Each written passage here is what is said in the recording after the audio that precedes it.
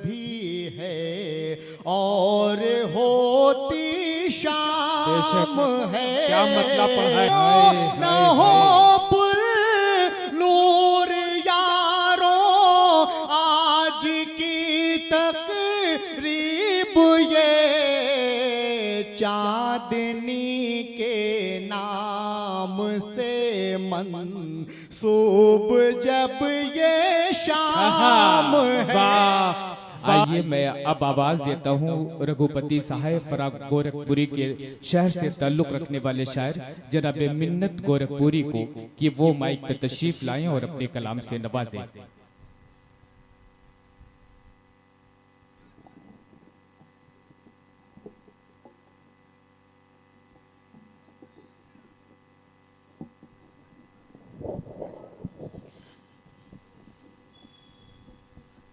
ये इस फैन को बंद कर दें, थोड़ी दिक्कत हो रही है।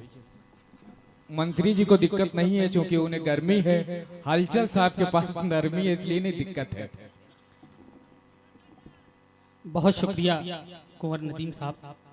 साथियों पहले मैं चाहूंगा एक बार जोरदार तालियां आप लोग अपने लिए बजा दें। बहुत देर हो गई और यकीनन नौजवानों का एक बहुत बड़ा तबका यहाँ पर मौजूद है और अभी जैसा कि वो बता रहे थे आज की ये शाम चांदनी शबनम साहिबा के नाम है और मैं सबसे पहले आज के इस मुशायरे की अध्यक्षता कर रहे जनाब मकबूल साहब से इजाजत चाहता हूं। साथ ही साथ जावेद इकबाल साहब पूर्व मंत्री जी बैठे हैं, मैं आपकी भी दुआएं चाहता हूं। साथियों मुझे खुशी इस बात की है कि आपने उन शेरों पे दाद दी, यकीनन जिसका हक था वो आपने अदा कर दिया। मैं मुबारकबाद पेश करता हूं समीम साहब को कि उन्होंने इतनी बेहतरीन महफिल सजाई है। साथियों आइए मैं भी आपसे जुड़ने की कोशिश करता हूं, जहां से बात सरवर साहब ने छोड़ी थी मैं वहीं से बहुत शुक्रिया सर की यूं तो बेटे भी लुटाते हैं मोहब्बत मुझ पर, यूं तो बेटे भी लुटाते हैं मोहब्बत मुझ पर, यूं तो बेटे भी लुटाते हैं मोहब्बत मुझ पर, माँ भी करती है हर रोज सखावत मुझ पर। क्या कहना कि यूं तो बेटे भी लुटाते हैं मोहब्बत मुझ पर, माँ भी करती है हर रोज सखावत मुझ पर। जल्द सो जाऊं ये खाना है ये नहीं खाना, एक बेटी है जो करती है हुकूमत मुझ पर, एक बेटी है जो करती है हुकूमत मुझ पर। बहुत शुक्रिया। और साथियों चांदनी शबनम साहिबा अभी चली गई, ये चार मिसरे मैं उनको नजर कर रहा था, यकीनन मेरी आवाज उन तक पहुंच जाएगी कि दूर तक पाजेब की झनकार है, दूर तक पाजेब की झनकार है, चांदनी शबनम का एक मेयार कि चांदनी शबनम का एक मेयार है, दौर हाजिर में है इनका ये मकाम, दौर हाजिर में है इनका ये मकाम, हुस्न इनका लाइके दीदार है, हुस्न इनका लाइके दीदार है। और यकीनन साथियों आप सब बहुत संजीदा होकर के सुन रहे हैं, मैं कुछ शेर और सुना देता हूं। यकीनन सब नौजवान यहाँ पे बैठे हैं कि ऐ खुदा तू मुकद्दर की किताब लिख देता है, ऐ खुदा, बहुत शुक्रिया वकार भाई की, ऐ खुदा तू मुकद्दर की किताब लिख देता है, सांसें कम ख्वाहिशें बेहिसाब लिख देता है। बहुत शुक्रिया कि ऐ खुदा तू मुकद्दर की किताब लिख देता है, सांसें कम ख्वाहिशें बेहिसाब लिख देता है।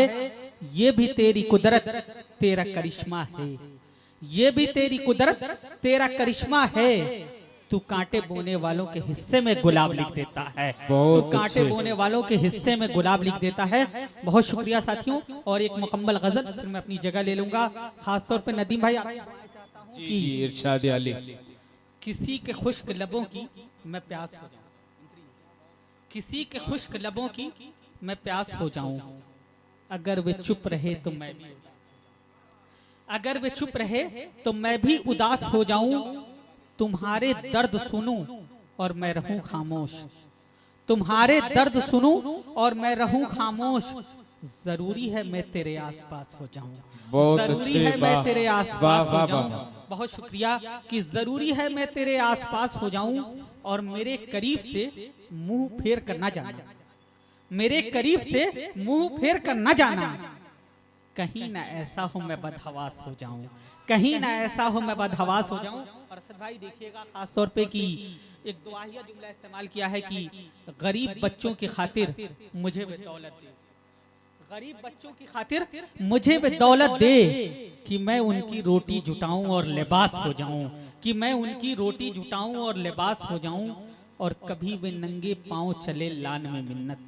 मक्ते का शेर देखिएगा कि कभी वे नंगे पांव चले लान में मिन्नत, तो मैं उसके लिए सब्ज घास हो जाऊं, बहुत मैं अच्छे। उसके लिए वाह, सब्ज घास हो वाह, जाऊं। वाह, वाह, वाह। बहुत शुक्रिया। और एक शेर आप नौजवानों के लिए कि दिल के दर्द को दिल तोड़ने वाले क्या जाने, दिल के दर्द को दिल तोड़ने वाले क्या जाने, ये प्यार मोहब्बत इश्क जमाने वाले क्या जाने, ये प्यार मोहब्बत इश्क जमाने वाले क्या जाने, होती है कितनी तकलीफ कब्र के नीचे, ये ऊपर से फूल चढ़ाने वाले क्या जाने, बहुत ये अच्छे। ऊपर से फूल चढ़ाने वाले क्या जाने। बहुत शुक्रिया साथी।